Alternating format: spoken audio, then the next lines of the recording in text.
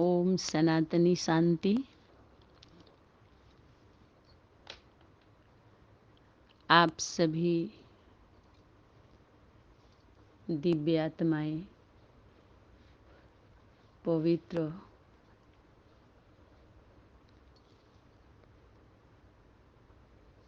आत्माओं के चरणों में नमन, वंदन, अभिनंदन, शुभ प्रभात।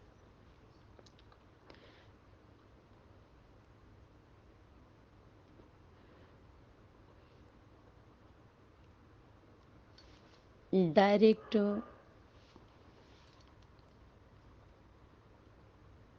मुरली में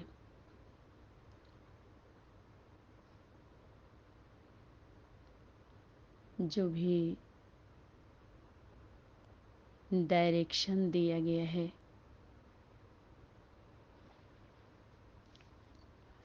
वो अभी तक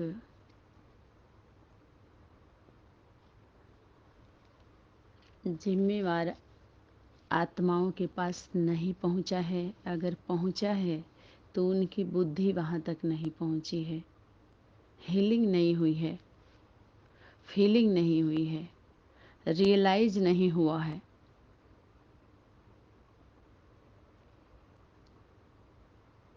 तो वर्तमान समय डायरेक्ट मुरली के द्वारा डायरेक्ट डायरेक्शन से ही सर्व कमियों से छुटकारा।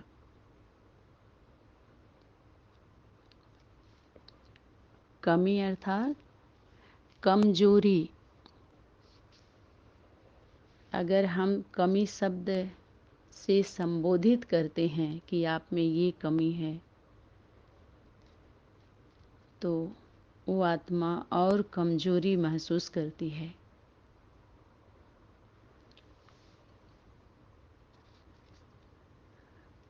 कमजोर अनुभव करती है। तो आज का जो होमवर्क है, डायरेक्ट डायरेक्शन से ही सर्व कमियों से छुटकारा, जो मुरली में आता है डायरेक्ट ओरली के द्वारा। तो ये व्यक्त वतन से जो संदेशी है, संदेश लाती थी,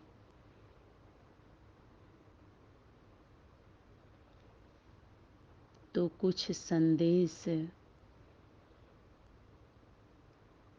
उसके लिए है।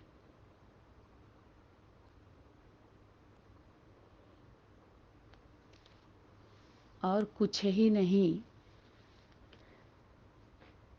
संदेश उसके लिए है।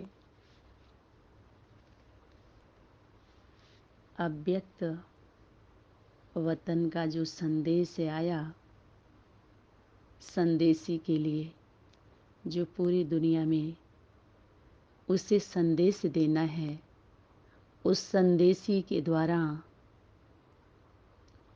संदेश जाना है, जिसके लिए वाणी में होमवर्क था। दिल्ली से आवाज निकलेगी, दिल्ली सभी की आवाज को रिसीव करेगी। माइक निकालो, एक माइक ऐसा निकालो जो अनेकों को संदेश देने के निमित्त बने।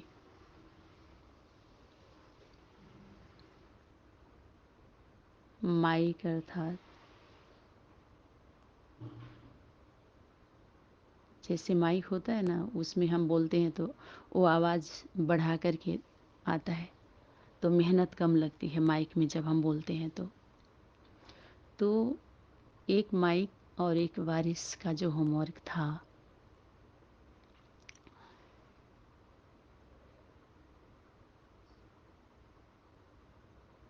एक माइक निकालो और एक वारिस। माइक अनेकों को संदेश देने के निमित्त बनेगा, और जो वारिस है, वारिस क्वालिटी के आत्माओं को सेलेक्ट करने के निमित्त बनेगा। हम सभी सेवाधारी सहयोगी आत्माएं सिर्फ कलेक्ट करते हैं, कलेक्शन करते हैं। इलेक्शन के अनुसार। और सिलेक्शन, सेलेक्ट, रिजेक्ट,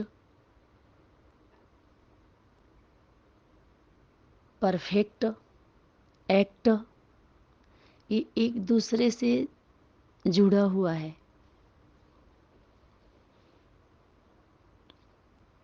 हम कलेक्शन करते हैं, सिलेक्शन में हम सभी से भूल हो सकती है।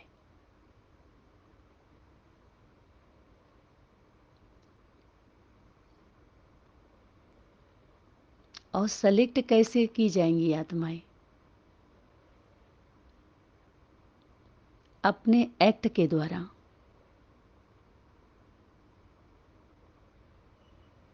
तभी तो पता चलेगा परफेक्ट कौन है।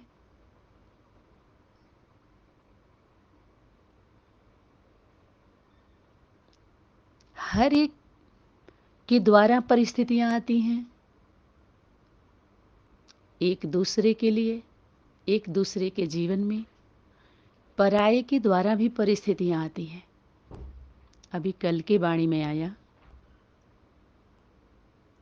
मनोयोग, जो मन का योग, हमारे मनसा संकल्प शक्ति से जो हम योग लगाते हैं, साइलेंस में बैठते हैं, मेडिटेशन करते हैं, माइंड को कंट्रोल करने के लिए कि एक की याद में स्थिर रहे, उसके लिए जड़ चित्रों का हम सभी आधार लेते हैं। बुद्धि को एकाग्र करने के लिए एक छवि रखते हैं, जो अनेक कवियों के द्वारा जो काल्पनिक चित्र है, कल्पना बनकर रह गई उसके उनके जीवन में, वो काल्पनिक चित्र हम सभी सन्मुख रख कर के योग लगाते हैं, या निराकार का कि उसका कोई आकार नहीं है, जुड़ते हैं। उनका पता कैसे चलता है? उनके मनोयोग का, उनका योग किससे है? एक्ट से ही तो पता चलता है ना। वाणी में भी इशारा था, मनसा में जो संकल्प चलता है, तो किस प्रकार की शक्ति संग्रह करते हैं मनसा संकल्प शक्ति के द्वारा, इकट्ठा करते हैं, स्टॉक जमा करते हैं, और उनके एक्ट से ही पता चलता है।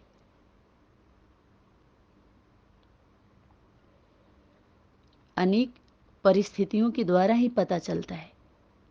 बाकी साइंस बुद्धि वाले, साइंस के जो उनका जो चेक करने का मशीन है, रखे हैं जो लोग, तो उंगली रखते हैं, उनकी गति को जानते हैं। जैसे हम सभी चेक कराते हैं, बॉडी चेक होती है तो हॉस्पिटलों में आप सभी देखते होंगे, जब सब कुछ हमारा चेक होता है, ऑपरेशन वगैरह में जाना होता है तो बॉडी का, तो हर जगह से चिमटी लगा लगा करके हमारी गति को देखा जाता है, चेक करते हैं लोग। ऐसे तरंग लहरें, जैसे संकल्प शक्ति का लहर दिखाया है ना, ऐसे ही उसमें शो करता है। हृदय गति हो तो बताते हैं। और माउंट आबू में पहले था, अभी है कि नहीं है पता नहीं, जो हम सभी की उंगलियों को उसमें दबाते थे और देखते थे कि इसका मन कैसे एकाग्र है। तो उसको जो जानकी दादी कि माइंड को कंट्रोल करने वाले साइंस वालों ने बहुत सारा अपने हिसाब से रिसर्च किया कि इनकी इतनी सेवा बढ़ रही है, इनके माइंड कितना कंट्रोल है, सुख शांति इनके पास इतना आ रहा है, तो ज़रूर कोई शक्ति कार्य कर रही है। तो साइंस वाले प्रभावित होकर के उन लोगों पर रिसर्च करते हैं, आने जाने वालों का तो उतना नहीं कर पाते, तो उनकी अपनी खोज होती है। लेकिन यहाँ के लिए कल जो वाणी आई थी, जो रिवीजन किया गया था, रियलाइजेशन कराया गया था, उस पर रियलाइज किया गया नंबरवार कि आपकी स्थिति को चेक करने के लिए परिस्थिति आएंगी जो पराई के द्वारा आएंगी। और वर्तमान समय ऐसे ही कुछ चल रहा है और उससे फेस करना पड़ रहा है। जब भी हमें अपने स्वरूप का बोध नहीं होता, बाहरी दुनिया में जब हम जन्म लेते हैं या कोई भी आत्मा जन्म लेती है, तो उसके स्वरूप को देखिए, बाल रूप का, उसको कुछ भी पता नहीं होता, कुछ भी पता नहीं है। और कुछ लोग कहते हैं, बाहरी दुनिया की दृष्टि से देखा जाए तो, लेकिन हमारे दादियाँ, पहले के बुजुर्ग लोग, हमारे सनातन परंपरा में दादी बाबा परदादा के द्वारा जो सिखाई जाती थी बातें, कि जब बच्चा छोटा होता है तो उसको पूर्व जन्म की बातें याद रहती हैं, और वो स्वप्न में या जागृत अवस्था में भी वो खेलता है, हंसता है, रोता है। तो पूर्व जन्म की बात याद करके वो रोता है, कभी हंसता है, उसको स्मृति रहती है, लेकिन बोल नहीं सकता बचपन में। ऐसा हम सभी ने सुना है, सभी ने सुना है नहीं, लेकिन हम लोगों को ऐसे समझाया जाता था। इस विषय पर साइंस का कुछ और खोज होगा, पंडित विद्वान आचार्य का कुछ और खोज होगा, ऋषि मुनियों का कुछ और होगा, साइंस वालों का कुछ और, मौलवी लोगों का कुछ और होगा। माने अनेक पथों का मंजिल पर भले नहीं पहुंचे, लेकिन पथ जो बनाया इस रथ के द्वारा चलने के लिए, हर आत्मा शरीर रूपी रथ में रहती है और रथ के द्वारा यात्रा करती है। मन बुद्धि के साथ साथ शरीर भी यात्रा करता है कि नहीं करता है, प्रैक्टिकली, चाहे अच्छा हो या बुरा हो। जिस कहीं से भी हम जुड़ते हैं, ये लौकिक में ही चलो हम जन्म लेते हैं, जब जीवन जीते हैं तो रथ तो चलता ही रहता है ना। तो ये पथ तो सरल सहज होता है, लौकिक में हमें दिखाई देता है, सुनाई देता है, बोलते हैं, चालते हैं, चलते हैं, सब कुछ चलता है। इसकी मंजिल जो होती है, कहते हैं सारी उम्र बीत गई लेकिन अभी भी पता नहीं चला कि अपना कौन है, अभी भी वो नहीं मिला। और जब बाल्यकाल में, ऐसा भी सुनने में आया है कि जब बच्चा गर्भ में होता है तो परमात्मा से वो वचन देता है परमात्मा को कि जब हम जाएंगे मृत्यु लोक में, उस दुनिया में, इसको मृत्यु लोक बोलते हैं। हर कदम पर मृत्यु होती है, अनिश्चय या संकल्प संबंधों के बीच में हमारे एक्सीडेंट, असंतुष्टि, जहाँ भी हम असावधान होते हैं, सावधानी से हटते हैं तो दुर्घटना घटती है। तो बहुत सारे निश्चय, निश्चय को भी हम मौत कहते हैं।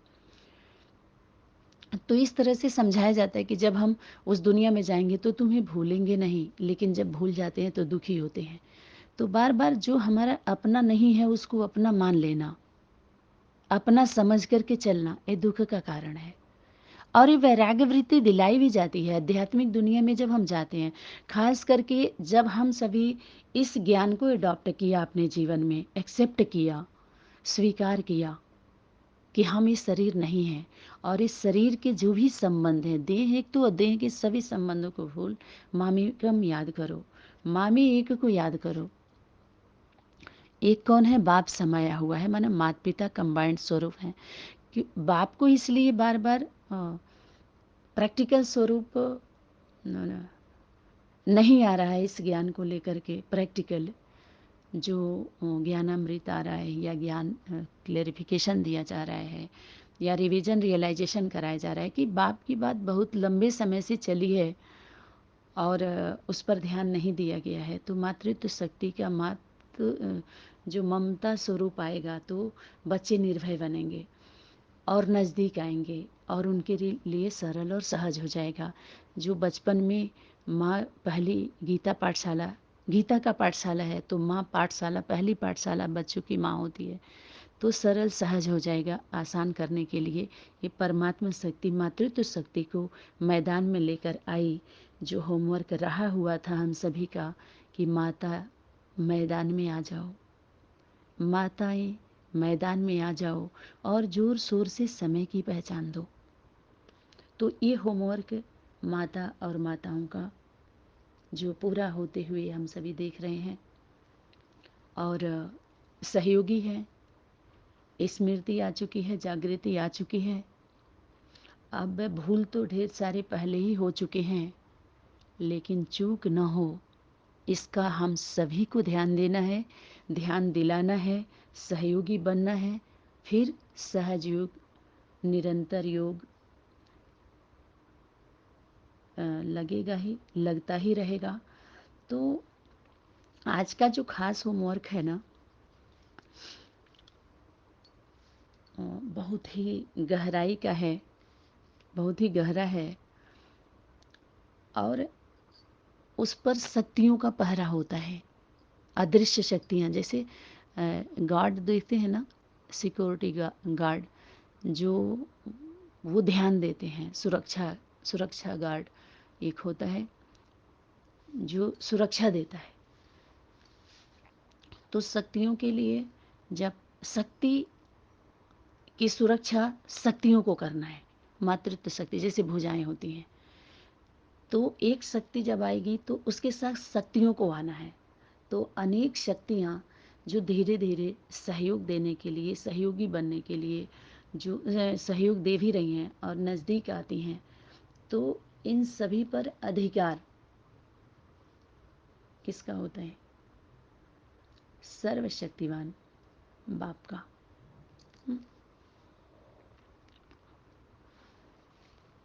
तो जो हम सभी के अंदर कमी कमजोरी है उससे छुटकारा।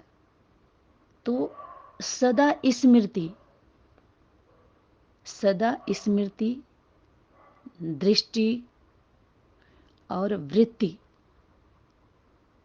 सदा स्मृति की दृष्टि से अपनी वृत्ति को सतो प्रधान बनाने वाले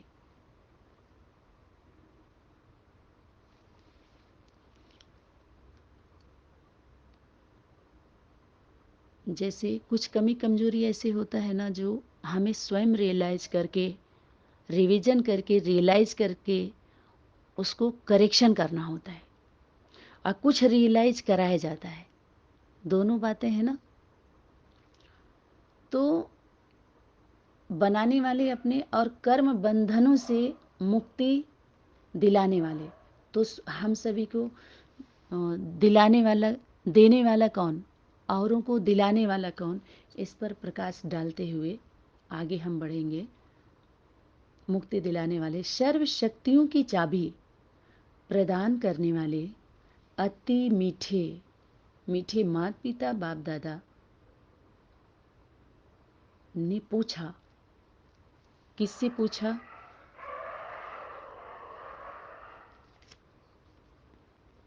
किससे पूछा और कौन पूछा? अपने को महादानी, दानी नहीं, महादानी, महाशब्द से संबोधित किया गया। उस दानी के पहले महादानी, सर्व शक्तियों के अधिकारी, त्रिमूर्ति बाप द्वारा प्राप्त हुए तीनों तख्त नसीन समझते हो?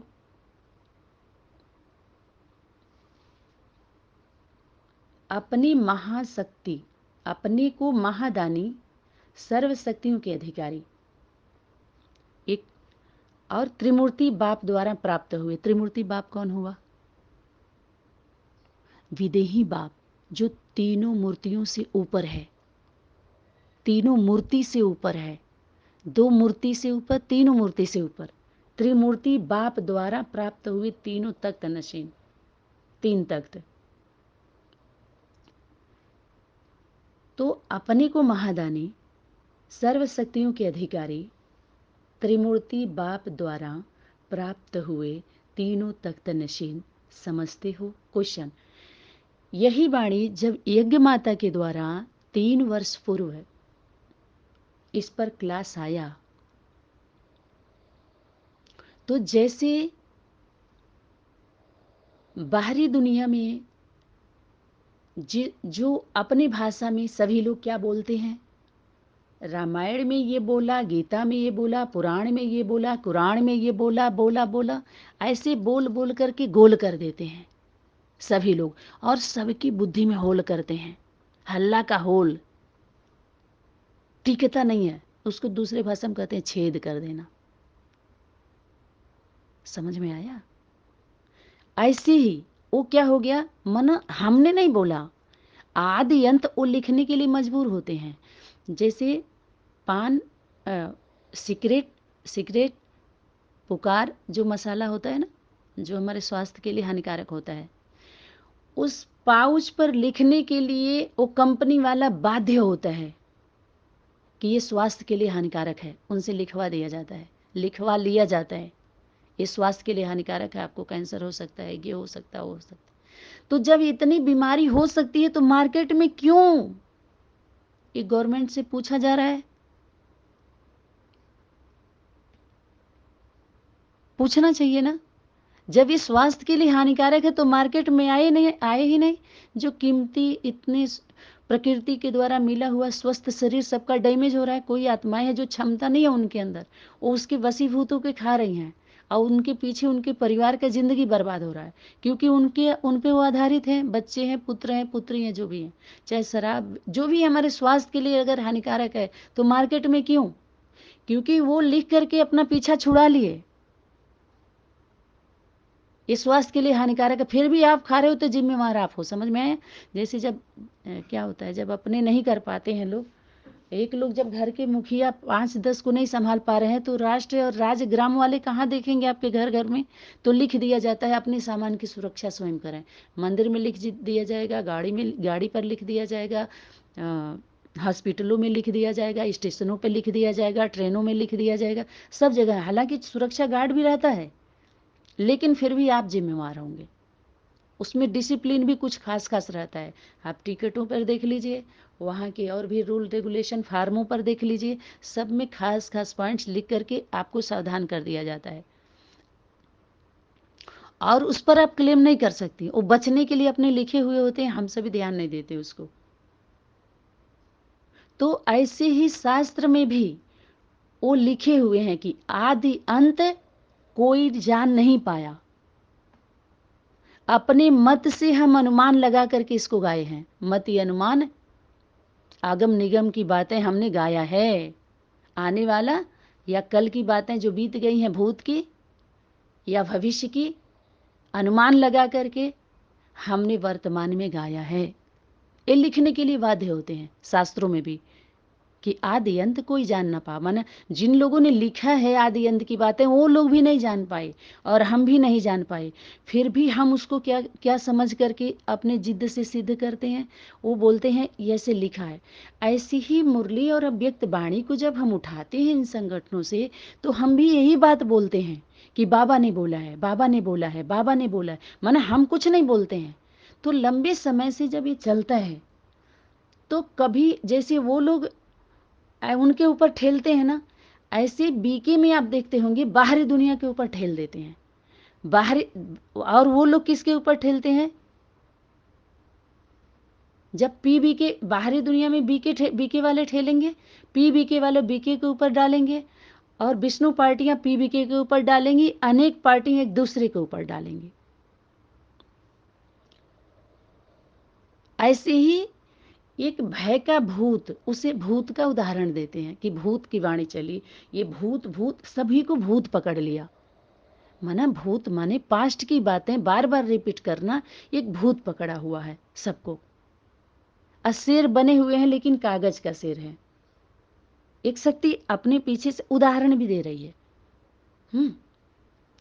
तो यहां पूरी दुनिया में जो ये संदेश गया, ये वंडर है पूरी दुनिया में कि इस सृष्टि पर भगवान आया है। तो ये पूछना चाहिए था, या पूछना चाहिए, अब चाहिए कि भगवान आया था, आया था यानी आकर के चला गया, या आकर के चला गया। आएगा तो भविष्य की बात हो गई, कब आएगा वो डेट बता दो। आया था तो कहाँ गया है? और आएगा तो कब आएगा? बाबा आया था या आया है या आएगा, ये तीनों का कॉलम बननी चाहिए। बाबा आया था या आया है, वर्तमान में है तो कहाँ है, आया था तो चला गया तो कहाँ गया, और आएगा तो कब आएगा। ये फार्म भर सकते हैं? जो यूनिफॉर्म पहने हुए हैं, इन लोगों से अगर फार्म भरवाया जाए और उस प्लेटफार्म पर बुलाया जाए, कौन सा प्लेटफार्म होगा वो, जहां पर सबका यूनिफॉर्म उतार लिया जाता है? उत्तर नहीं दे पाते लोग। वो होता है मातृत्व शक्ति का प्लेटफार्म, मंच। जैसे मंच नहीं बनाते लोग, और उसमें सबको बुलाते हैं ओपिनियन करने के लिए, और फिर क्या करते हैं, उस पर कुछ ना कुछ बोल के जाते हैं लोग, कहते हैं अपना अनुभव सुनाइए। इस पर क्या आपका अनुभव है, क्या विचार है?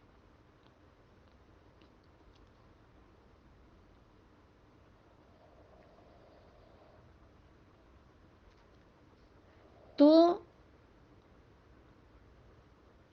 अपने को महादानी, सर्वशक्तियों के अधिकारी, त्रिमूर्ति बाप द्वारा